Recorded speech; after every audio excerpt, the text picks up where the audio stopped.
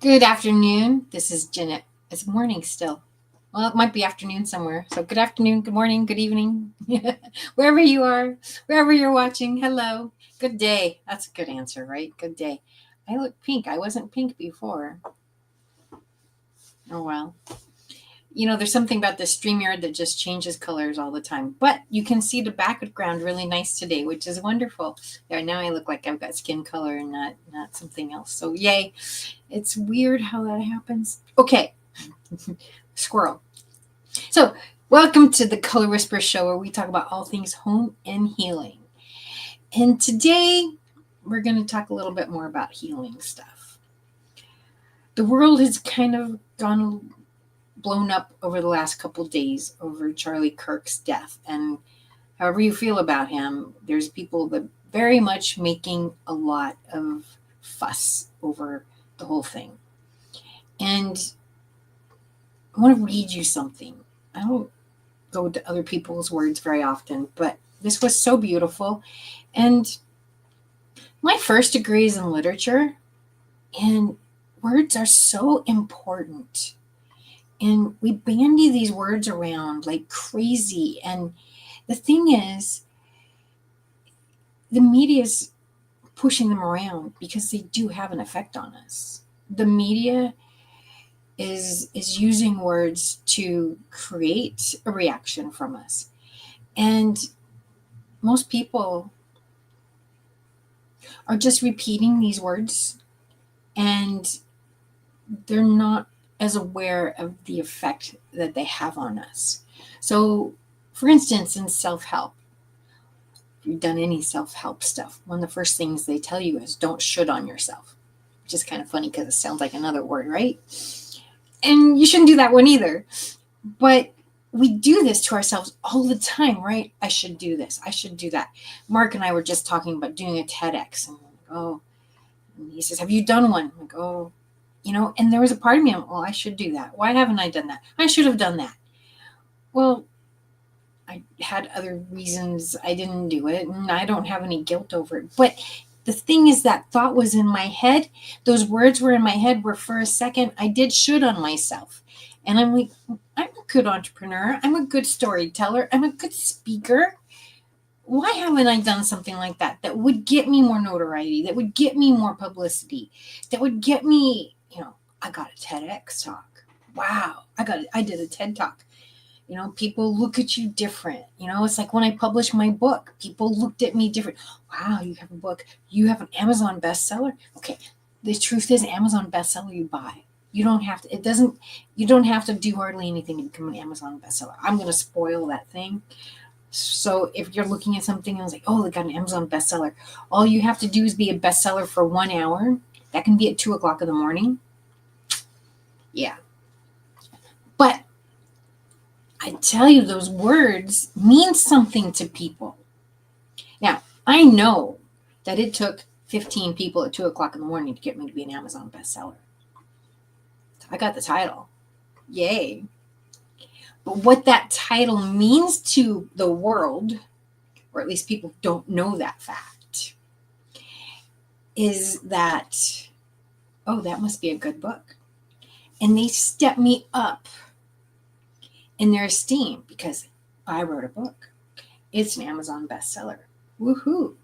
Now, if it became a New York Times bestseller, now that would be freaking amazing. Now, then I would be strutting my stuff. I'd be like, wow, I'm proud, right? In entrepreneurship, there's a lot of ways that we boost our credibility by doing stuff like this. And sometimes it's fake. I saw a coach one time who, what they did was they went to New York City. You paid for this, and you talked at some very auspicious places, aka Lincoln Center. I don't remember all the places, but you get the idea. And they even got their picture on up in lights in Times Square. How cool is that, right? Now, the truth is, All this was paid advertising. But the people in Times Square, if they were looking, there's some of you been to Times Square. Oh my gosh, there's so much to look at. It's unbelievable. We went there at night, and it's like 10 o'clock at night. It's like noon. There's so many lights there. It's like broad daylight. But, the people walking down the street like, oh, wow. Da-da-da. Now, maybe New Yorkers, they see celebrities all the, people say in LA you see celebrities all the time. I don't. But they don't always look the same either. I've seen a few, but I don't really live in LA, that makes a difference. So maybe in New York, when you're walking past Times Square all the time and you see different faces there, maybe it's blasé. I don't know. But to say I had my face in Times Square, wow, that's an accomplishment. Now, some of these people are really accomplished, and some of these people are, and I'm not saying the people that took this class, they were, this was a pretty pricey class. You had to be somewhere to afford it. And this is how we gain credibility sometimes. When I've been in a lot of classes, and one of the things they talk about in marketing is, what's your credibility? How can we make it, we've all had to write resumes. How do you make your resume look good? Let's see, I'm 18, I'm 22, I'm just out of school, I'm looking for my first job. How do I make what I've done, which is practically nothing, look like something and make it real? And we've all extrapolated a little bit. Let's see, I did this thing for my church where we gave food to the poor. Okay, cool. I'm a big advocate for helping out the homeless, and I volunteer at food shelter, and like you can make that sound much bigger than I did this for 4 hours one day, right? So the media does this as well, and they're looking for ways to get you fired up. And it's bothered me for a long time now how much we're using the word Hitler. Started, to my best recollection, during Obama. Suddenly everything was Hitler this, Hitler that, Hitler this. And I really find it offensive. I don't care if you're talking about it for Obama or Trump or anybody else for that matter. What Hitler did was truly terrible, on a scale that we have not seen in the last 100 years. And I think that comparing others to that is lessening. It's diminishing what he did. It's aggrandizing. So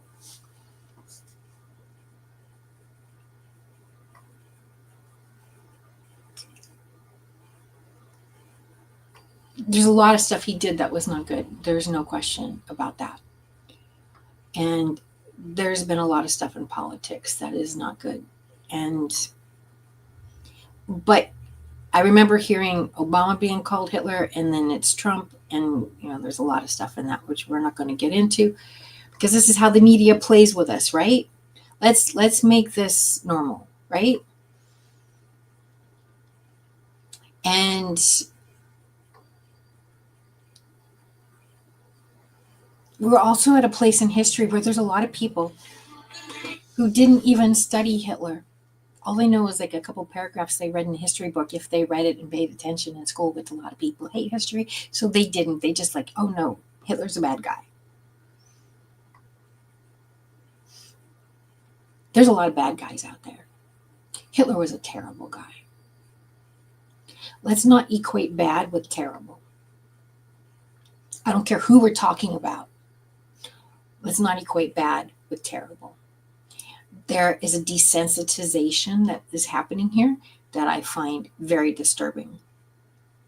Okay, so let me read what I read this morning, and this lady was so right on. I just want to bear with me while I read this.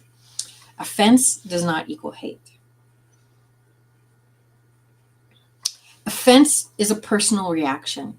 It says something about you and how you feel. Years ago, a little sidetrack, years ago, I was at work and my boss and her friend were talking and they were making fun of retarded people. This is 1995, around there. They were doing the retarded. Now, I have a sister who's, I don't like to call her retarded, but she is not a full brain capacity. She's very capable, but she's not a full brain capacity. And I never saw her as retarded. And, they were doing, they're retarded. And they were saying this from ignorance. It was very clear to me that they had never met somebody who was actually retarded. They had never had any interaction with somebody who was actually retarded. Because if they had, they wouldn't have said those things. They wouldn't have done those things. Because if you actually know somebody who is retarded, who is special needs, those people fight harder than anybody else. They have more courage than most of us do in our entire lifetimes. They don't give up on a plane that we don't ever have to face as quote unquote normal people. And they have more joy in them, especially the kids. They have more joy in them than most normal people. Because they celebrate every success. If that success is putting on a sock, they celebrate that success. What do? We put on socks, we get dressed, we don't think nothing about it, right? Daily things. There's how many daily things do you don't think anything about, you take for granted. But if it took you half an hour to read a paragraph, you'd celebrate that, wouldn't you? And they do. Now, I could have very easily sat there and gotten really offended and thrown a brick at them and verbally and screamed at them and said, how dare you say something so crude? And no, it didn't do that. Why? Because I knew what they were talking about was from ignorance. They turned the conversation to me and they asked me a question about the subject. And that's when I just said, you know what? My sister has special needs and she works very hard to do XYZ, and I don't agree with what you've said. Didn't have to get angry, didn't have to spew venom at them. I just said, this is my experience of what that looks like. And my experience is very different from hers. My normal is having a special needs sister. That's my normal. I have a friend who we do healing trades together. And she's got lots of brothers and sisters. And she said to me one day, I can't imagine having a sister with special needs like yours. And I said, I can't imagine what it's like to have a sister who's normal. I do have a quote unquote normal sister, but she's 11 years younger than me. So really, we kind of grew up in different families. There's the age gap that, her world was very different than my world. I grew up with my sister going in and out of the hospital, and there was all kinds of stuff going on. She didn't know that Teresa. She didn't know that She didn't know that version of Teresa. All she knew was Teresa when she got to a place. By the time she was around and she was conscious of really who Teresa was, all she knew was Teresa couldn't really read and write very well, and Teresa had some limitations. She wasn't there for the struggle. She wasn't there for the mystery. She wasn't there for all the in and out doctor appointments. That wasn't her reality. She knew a very different family growing up than the family I grew up in.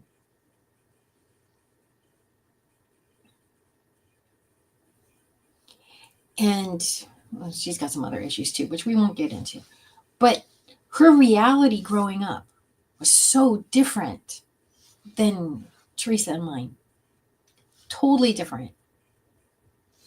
Because all the turmoil, all the questions got solved.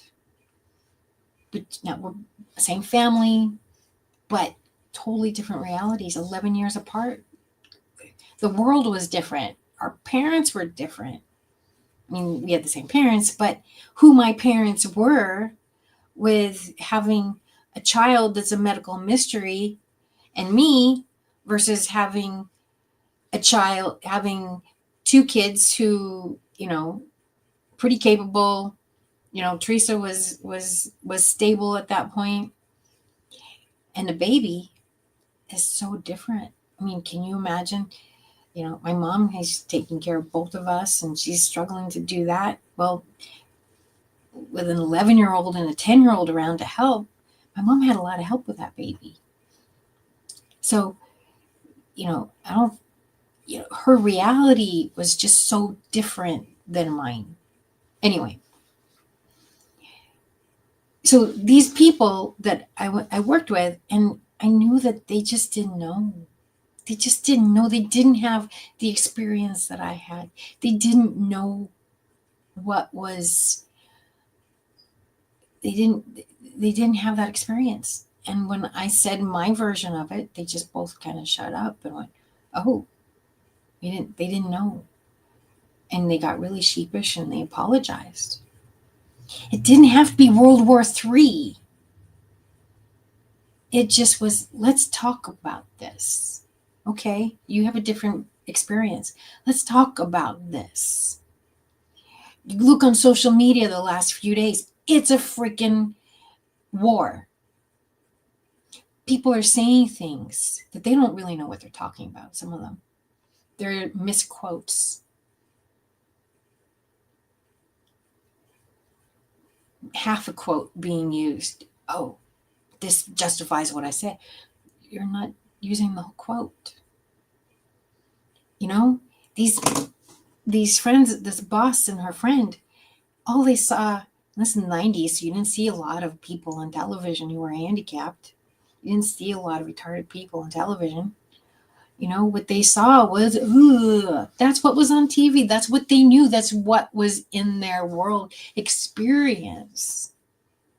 Did that make them bad people? No. Did that make them hateful people? No. What it made them was ignorant, because they hadn't had the same experience I did. And when we talked about it, and they got to see my thing, their world changed. And this is what we need to do as society. We need to talk to each other. Just because you're offended by somebody doesn't mean you need to create World War III on them. Let's talk to each other and find out what's your experience. All right, I'm going to read this again. Offense does not equal hate. Offense is a personal reaction. It says something about you and how you felt. But it does not define the internal condition of someone else's heart. It does not automatically mean they are hateful. We've allowed society to blur this line, treating personal discomfort as evidence of someone else's hatred. And what's worse is that it's been taken even further. First, words that offend were rebranded as hate, and then redefined as violence. When you blur this crap together, you justify silencing voices you don't like under the banner of stopping hate. Words can sting, words can challenge, words can shake us up, but words spoken in the realm of ideas, debate, and persuasion are not the same thing as harboring hatred towards another human being.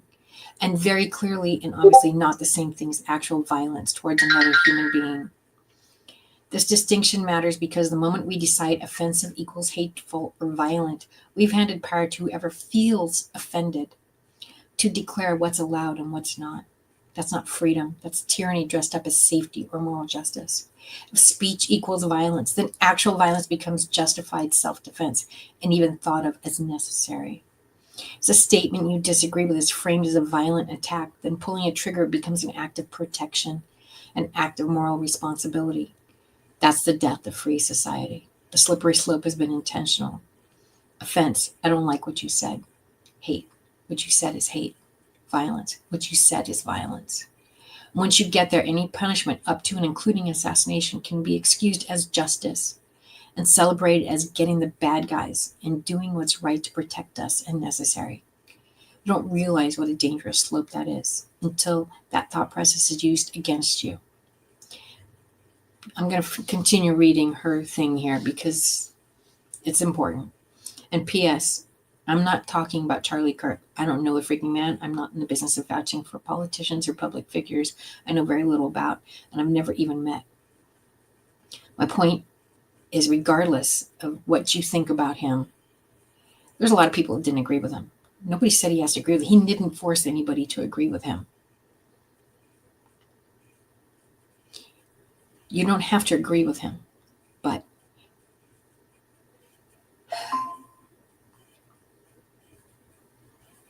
wanting to kill somebody because they don't agree with you, or being joyful that killing somebody because they don't agree with you, takes us down a very slippery slope of society that is, quite frankly, incredibly dangerous.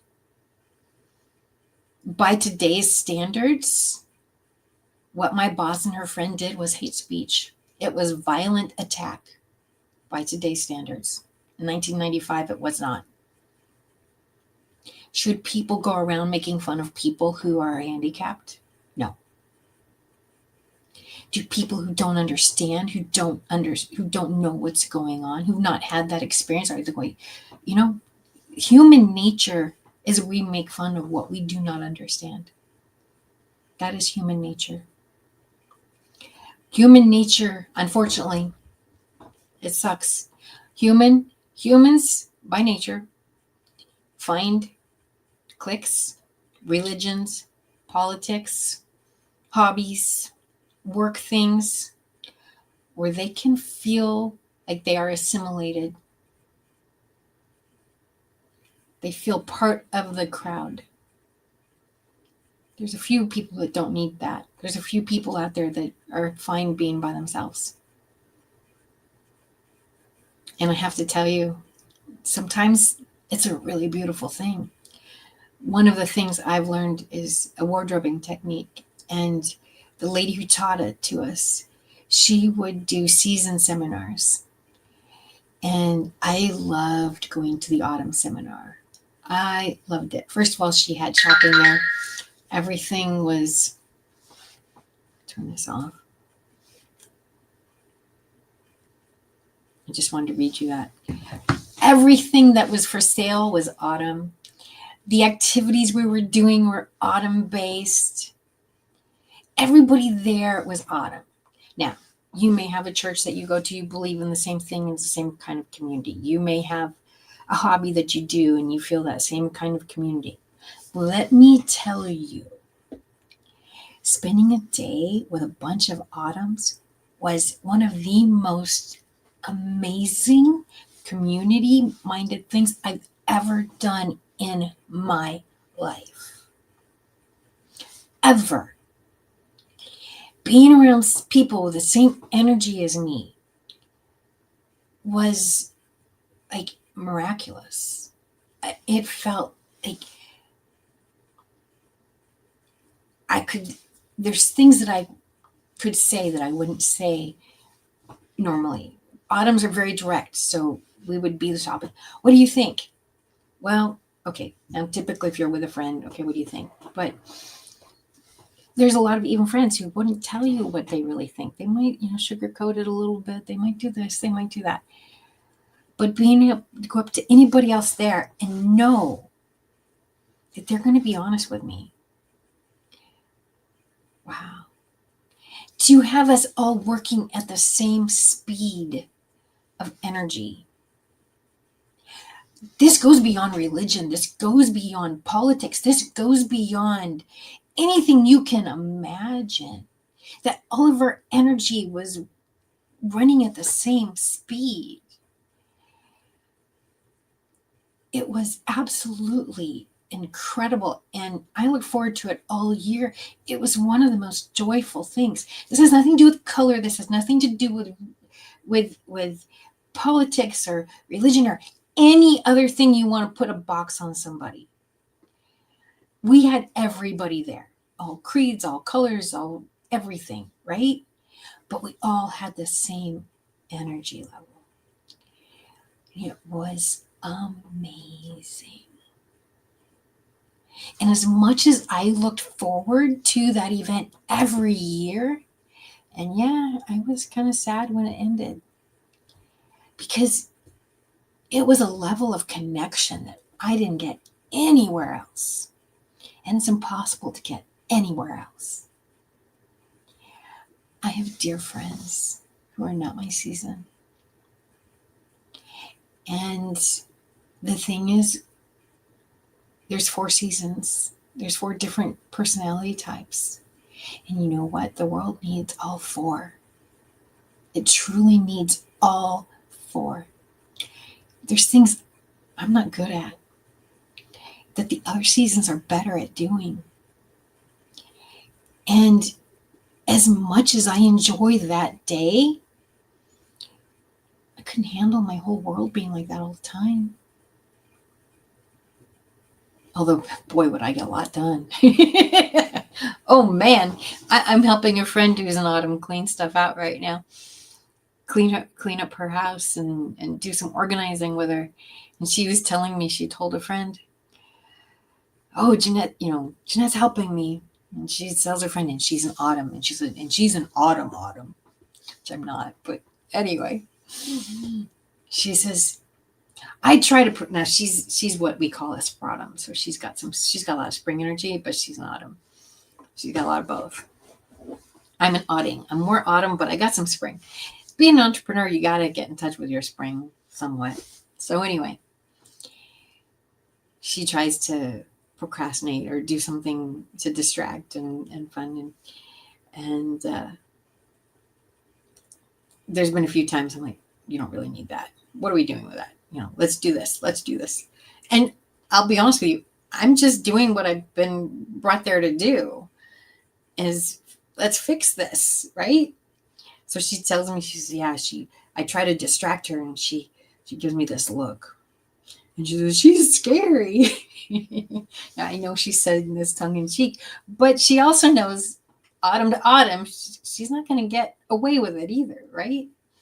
She wanted to in the middle of our day, the other day, she wanted to stop and eat watermelon. And I said, no, that's not what I'm here for. I'm not here to eat watermelon. You can eat watermelon when I'm gone. We're not doing that right now. But and her friend, who understands all this, says, but you're getting stuff done, aren't you? And she goes, yeah, I am. And she beamed because she knows how much work we're doing and she couldn't do it any other way.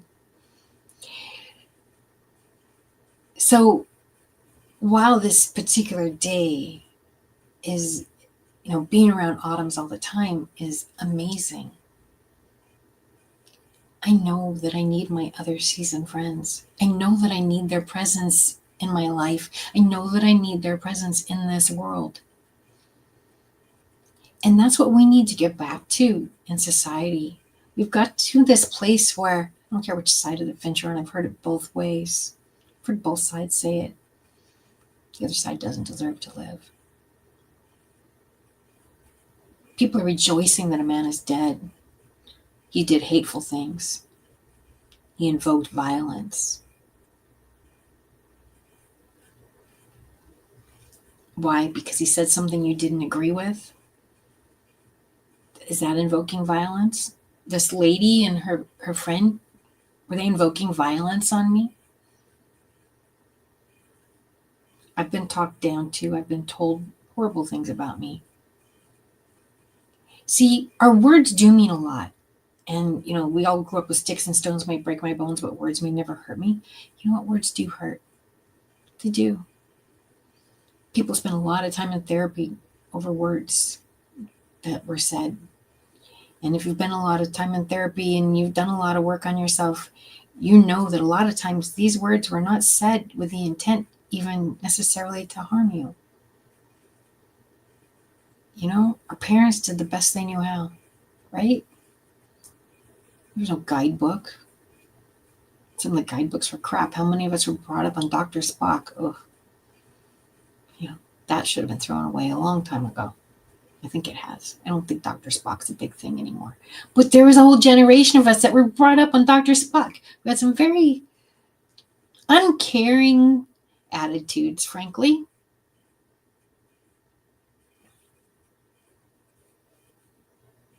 Were those acts of violence? Nowadays, parents don't let their kids cry themselves to sleep. That's the last thing they tell you to do.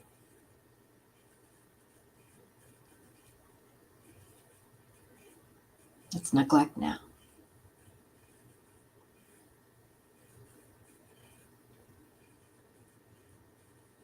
I think we do need to be sensitive to others. I think we can also be hypersensitive to others. My boss and her friend could have been very offended. What they said was offensive. There's no question what they said was offensive. 100% was it offensive. Was it hate speech? Truly, was it hate speech? Do they hate people who are retarded? No. Was it an act of violence?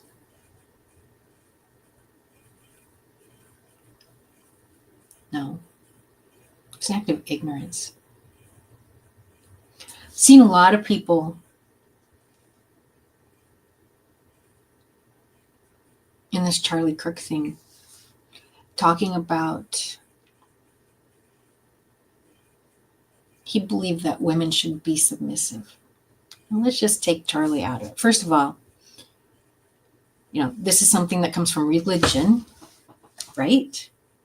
So this isn't about Charlie, it's religion. And furthermore, his wife was getting a PhD. She had her own clothing line. The woman was a bright, enterprising lady. Let's talk about what submissive means, because I've seen a lot of misinformation about this. And I've seen this is what's really been happening. So I've been an entrepreneur for a long time. I've gone to a lot of networking meetings, and I've gone to a lot of different marketing meetings. And let's see, this is about 20 years ago.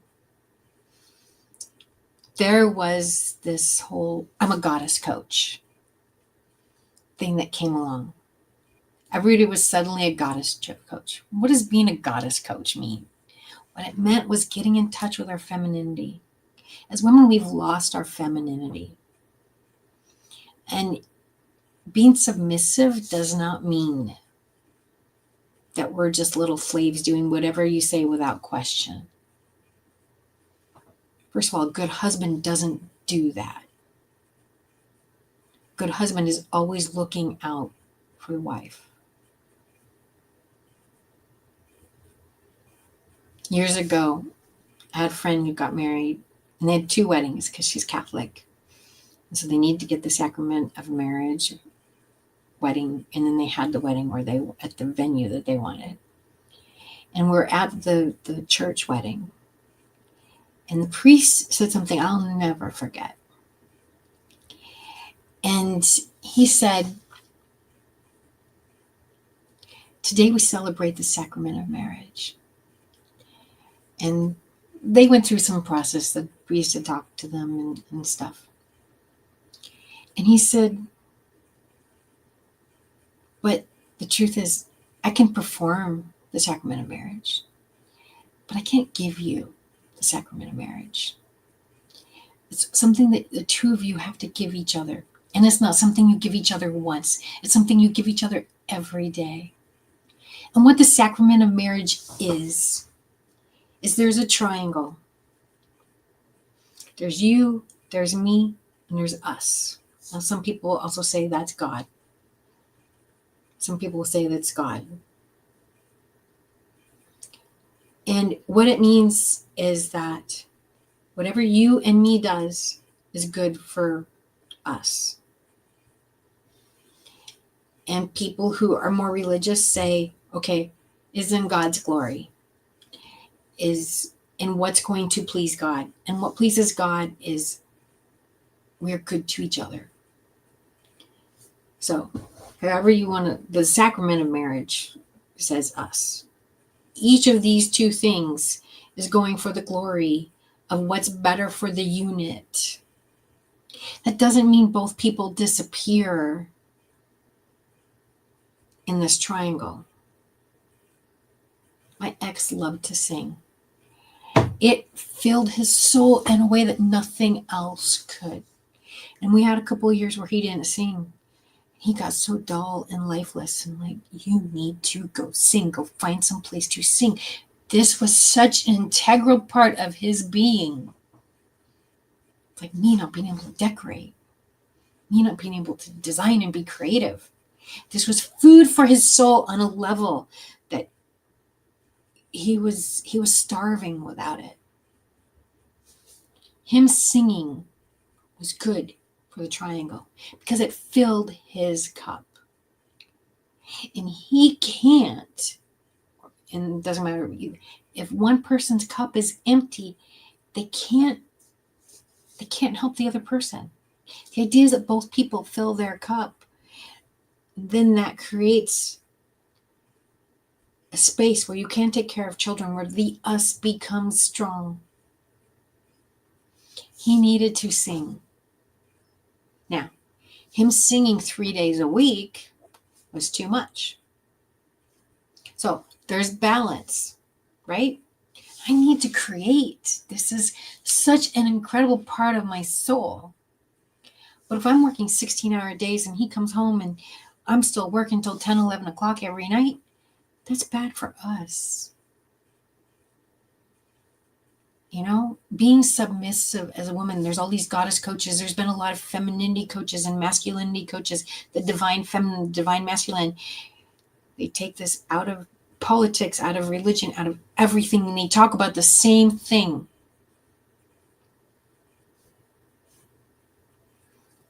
Women are geared differently than men. We just are. Our superpower is different than men. Men go hunting, right? I talked to a guy yesterday who he did a lot of sales, and he says he has his hunting days. I'm going hunting, whoa, right? And it's okay for them to have that moment because they kind of need that. Just the way we need to be told we're beautiful. Just the way we need to be able to look in the mirror and feel beautiful, no matter what. You know? And it's not about being vain. We walk different when we feel beautiful. And that's not about what's on the outside. Did you have Botox? Did you have hair done? You have your nails 10 feet long? All that stuff, that's on the outside. Feeling beautiful is on the inside. And we walk different when we feel beautiful. And we talk different when we feel beautiful. And we live different when we feel beautiful. When we see the good things that are inside of us. When we stop shooting on ourselves. And we take into what is our best qualities. In this triangle, each person sees each other's best qualities. And you take turns with them. It becomes like two cogs in a wheel. One person's not good at laundry, the other one steps in. One person hates taking out the trash, the other steps in. One person likes doing dishes, that's their job. One person likes doing laundry. One person's better at discipline. One person's better at dealing with tax problems. One person's better at going to the grocery store. One person's better at dealing with this family member. One person's better at deciphering about doing math. One person's better about doing writing. When we start looking at a relationship as cogs, and we build on each other's strengths and we fill in each other's weaknesses, that's when you get this triangle. And that's what we're not doing as a society. This right-left thing has become insane. And you know what? If one of them were to go away, it wouldn't be good. There's a lot of people who think, oh, we should all think the same. No, we shouldn't. Because it is in our differences, different ways of thinking. I have friends on both sides of the fence, and we talk. And I said, tell me why you think this way. And you know what? Guess what? They have different life experiences that fit that. What a concept. Just like my boss and her friend had a different life experience that they didn't have knowledge over something. Did that make them bad people? No. I don't care if you hate all Republicans or you hate all Democrats. They're not all bad people. They're not. They're not violent or hateful or all racist. What a concept. You know what somebody said to me today? I went to a Catholic school, so therefore I must be racist. And their reasoning was that some cardinal who died before I even thought about going to this high school was a racist. So therefore I must be a racist. Well, if you're going to extend our sphere of influence that far, I bet you we're all racist. This kind of thinking is so detrimental. So let's talk to each other. Let's find out, why do you think that? Instead of just, that's hate language. That's violent. You just attacked me.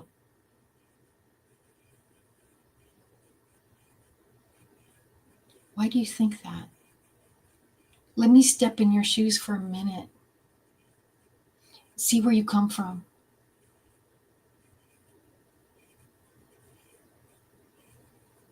Those of you who've been watching for a while, you know that my father died when I was a year old. And maybe that's why some of this Charlie Kirk stuff has hit me hard. Because I know how much work I've had to do because of that death. The doctor at the time even said that's the worst age that she could have lost him. And you know what? My heart bleeds for that little boy. I don't know this little boy. I don't know a lot about the situation. I don't know if he's got grandfathers or uncles or somebody that's going to step in and help. I have no idea. But that's my situation, my life experience saying, I know based on my life experience what this little boy, I don't know if it's a boy or girl, I don't know, this little 1-year-old has got to face because I know what my challenge has been. Now, his world is not exactly like my world, and he may not have the same things that I had to overcome, and maybe he won't have, or I keep saying he, I think it's a boy. I think somebody said it was a boy. I could be wrong on that one. I know. Now, he may have somebody that can step in and is going to take that space and do it valiantly. I don't know. Maybe he won't have to overcome some of the stuff I've overcome. I hope for his sake he doesn't. But because I have that unique experience that is similar, when I heard the news, my heart broke for that little kid. Broken. Hey, Mark. Yeah, very sad. It's actually a boy and a girl. I forget which is one, but one is one and the other is three. So it's a boy and a girl. So it's a 1 and a 3-year-old. Then I can't remember whether the boy is the 1-year-old or the girl is the 1-year-old. But I do know that it is a I one know and a there's a boy and girl. I just don't remember which one's which. I think the yes, 1-year-old is a boy. I think. you may be right. But anyway, so I want us to really look at our language and stop just making these violent attacks, accusing people of violence when it's not violent, accusing people of hate. There's no hate. Saying I'm racist because I went to Catholic school. There were people of color in my Catholic school. There's a lot of people of color in Catholic schools. A lot. Are they all racist? Because some cardinal was racist. Like, he died in 1979, for crying out loud. Like, really, we're going to judge somebody in 2025 because of something? The guy died in 1979. So I don't know if he was cardinal when he died, but Yeah, like you said, there's a mixture in all groups, Catholics and Christians, and definitely Protestants, even Hindus and Buddhists. There's mixtures of people in all backgrounds, and yeah, we actually need to listen and be careful with the words we say, and all along those lines. So I definitely can agree with you on that. And as I've said on this show several times, even though I was not raised Catholic, actually wasn't raised overly religious at all, even though my mom's side of the family is very much Baptist. Matter of fact, the church, Pine Chapel, have a family type church and everything like that. And there's even some other churches on dad's side that we have ties to. I think some of them might be Methodist or all along those lines. But yeah, I went to a Jesuit university. Marquette is definitely Jesuit. And I think I said on this show that I had two professors that were on the opposite end of the spectrum, because one of the professors was very liberal, might have even practiced what some people call liberation theology, which is a notion that you can be making change and even making progressive change and radical political change while being religious, and that's what liberation theology is. But then I had another one that was ultra conservative and was a big fan of C.S. Lewis, who did the Screw Tape Letters and all along those lines. So I definitely had people that were professors that were on the opposite ends of the spectrum and all along those lines. And all I know is that I was trying to get an A in both of those courses. So I think I might have got a B in one of them and maybe a B in both of them, but I was just trying to see what I could do to get decent grades, not really paying that much attention to their philosophies, whether I agreed with them or not. And there was one that I might have agreed with more than the other, since I consider myself more liberal to moderate, but that's neither here nor there and everything like that. But yeah, we definitely have to be careful with those words. There's Lord of the Flies. This is what's come to my, Lord of the Flies. For those of you who haven't read it, there's these boys like 10, 11, 12, 13 years old. They were sent to, in World War II, England, a lot of children were sent out of the city of London to safety because they were being bombed. And these kids got lost. They landed on this island and there was no adults around.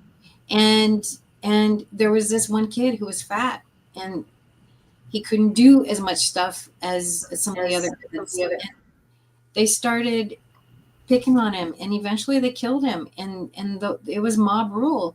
All the other kids were cheering and his death. And I don't think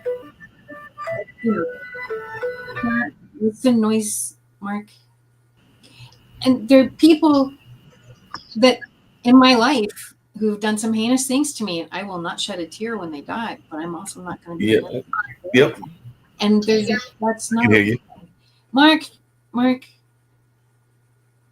dancing on somebody's grave, that's not okay. So let's all look deeper. Let's ask more questions, because how long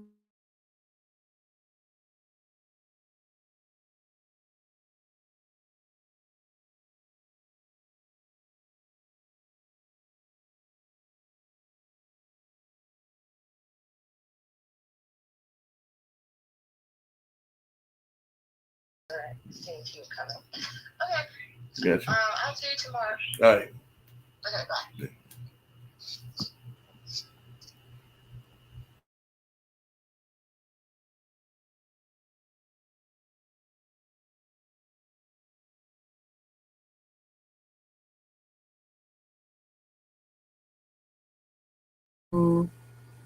I don't know what's going on. Hey, Mark, was I on or was I not on? Mark can't hear me.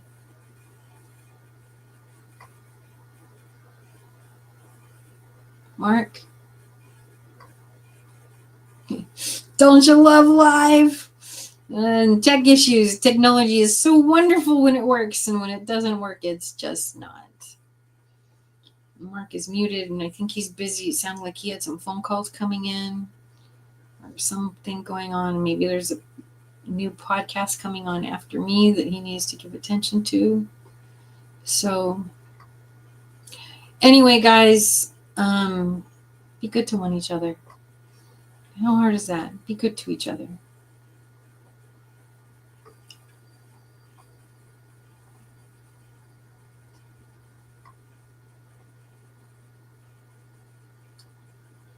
Well, I guess we have some dead airspace. So, what can we say? Don't know. We might be interrupted any minute. He's frozen. I don't know what that means.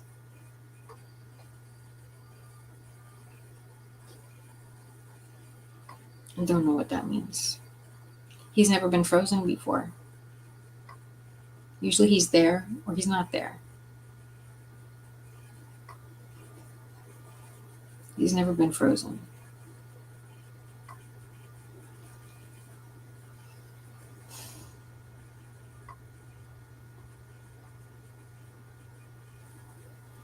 Well, we're back. I don't know for how long. It's time for some Kendu Spice. There's nothing controversial about that. You need Kendu Spice. They have wonderful, wonderful ingredients. You're going to feel better. Tastes great. It makes it easy to get all those wonderful vitamins in.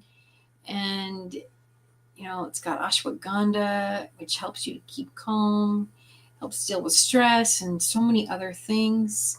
So, yeah.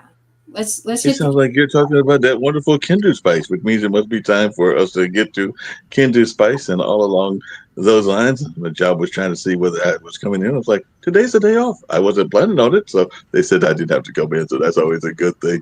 And all along those lines, but definitely, I think it sounds like you were talking about those lovely Kendu Spices. Let's go. Let's go. You know how people love to enjoy food and don't understand how to flavor their food or how to replicate a meal? They're interested in supplements but don't know where to begin? Well, what I do is I take the guesswork out of enjoying flavor and wellness with my flavorful spice blends so that they can create delicious meals with healing benefits. Kendu Spice was created to help cooks at any level enjoy healing through food. Every spice blend was designed to give added health benefits of natural herbs. Every blend is complete. There's no need to add any additional spice for a delicious meal. Saving you time and money while adding supplements to your meals can be both tasty and fun. My earliest memories in the kitchen began with my father, Kenny Kendu Bond, so it was fitting that I would name this line after him. I have always looked to natural remedies to supplement the body, and I found myself hiding herbs and minerals in foods for my family. That's when it hit me. Everyone needs Kendu Spice. Everyone should be having this. It's an exclusive brand for cooks at any level who want to create flavorful dishes with healing benefits that can satisfy the body and soul. Add a little spice to your life. Give Kendu Spice a try.